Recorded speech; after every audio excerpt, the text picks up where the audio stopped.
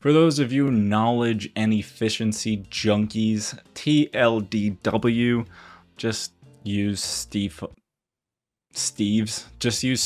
refund policy. No, just use Steam's refund policy. But that is not how I saved thousands of dollars. That is only a fraction of, well, that's a pretty big fraction, but it's a decently sized fraction of how much money I saved through Steam support. So for you entertainment enjoyers, you're gonna want to see this. Oh wait, no. He's right behind me, isn't he? Okay, I'm gonna cut that. That was not. When I was 13 years old, I was huge into Team Fortress 2 and trading TF2 items.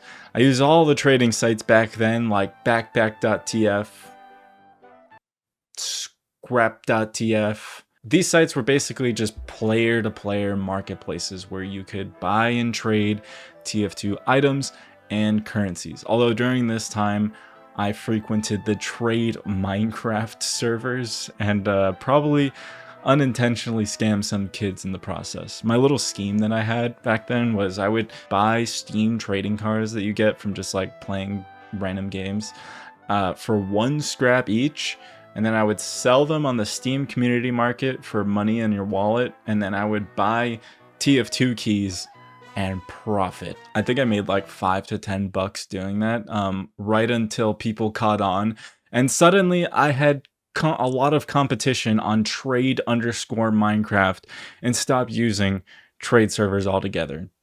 Damn you, Lego Jake 2009. I will never forget you undercutting my Steam trading card monopoly.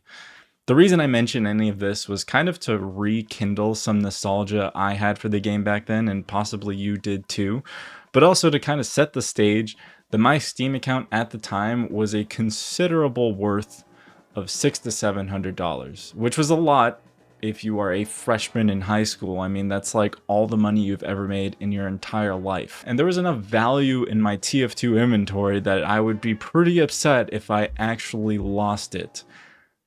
Cough, foreshadowing, cough. Oh, I wasn't supposed to read that part, sorry. At some point in time, I made it a goal to trade up to my dream unusual, which at the time I think was a Blizzard backwards ball cap for Scout or a Sunbeams War Pig for Soldier. And in doing that, I got really deep into trading, spending hours and hours trying to devise a scheme to turn a profit once again to my glory days in Team Fortress 2. And since trade maps were just falling out of style and websites like the previously mentioned backpack.tf were on the rise, I had to adapt. Most of the money I made in TF2 trading was in its unusual trading market. Unusual hats in TF2 is like a knife in Counter-Strike. It's just very rare and it's sought after, and it holds some real world value that you can sell for real. I mean, you can allegedly sell these for real money on an alleged website that's allegedly called marketplace.tf, but I wouldn't know because okay, I'm getting a little ahead of myself. One of these days, I was turning a profit on a really cheap, low-tier unusual. This guy had messaged me to trade, but he wanted to make sure it wasn't a duplicate, which is fair. So he just asked me to trade it to a friend of mine so that it would update on this website, and you could look at the info and see if it was actually a dupe or not. Now, I was a naive 13-year-old, and I didn't see anything wrong with this. But as you can tell where this is going, I was about to lose my precious, what was it? I think it was like a nuts and bolts, which is like the worst effect in the game. It was like a nuts and bolts, I don't even know, it was just awful. This guy had added me on Steam, so when I went to go look for my friend who agreed to be the middleman, the scammer had this program that instantly changed his Steam name and profile picture to my friend's the second I went to go for a trade request. I literally couldn't even conceive of a scheme like this back then because I had never heard of it. So I ended up trading to who I thought was my friend, but it was actually just this random scammer dude. Needless to say, I lost my unusual and I learned my lesson and moved on. But that is not where Steam support helped me to save thousands as the YouTube title suggests. I did not submit a ticket to get a dupe because that hat was a piece of shit worth like 40 bucks. It just wasn't worth it. So later, I got my inventory back to a decent number and my Steam account was now about worth a little over $1,000 with more money in TF2 items. After Christmas, I just spent some money on them. I also slowly got back into trading again, and that is when I fell for the very last scam I would ever fall for again in my entire life. After this, I would never trust a single trade, a single friend request. I couldn't even trust my own friends anymore. I fell for a phishing link, not FISHING, PHI, whatever.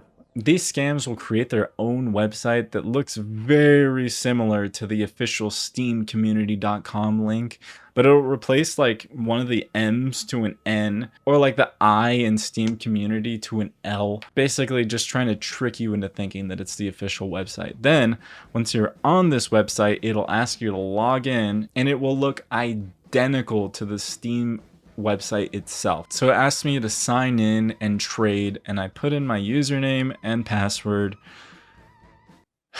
and I completely lost my account worth over $1,000, which, mind you, at the time, like I said, was a lot of fucking money for a 14-year-old. This was well before two-factor authentication was really a thing, so I was just completely screwed.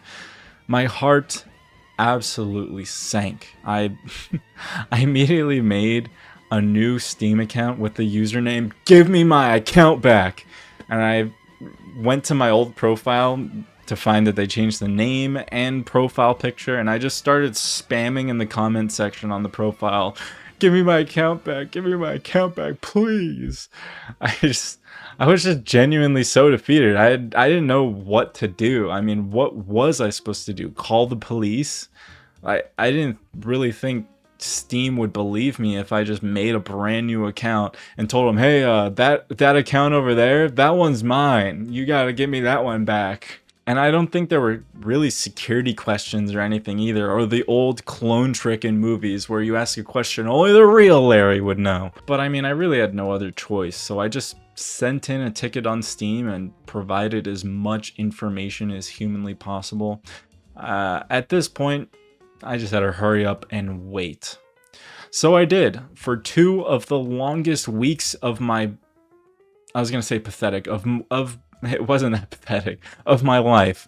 I probably went and touched grass for those 2 weeks, or actually, now that I think about it, I think I probably just booted up and plugged in my Xbox 360 again and started playing COD or Halo. But after a while, by some miracle or some grace of Gabe Newell himself, Steam support responded to me.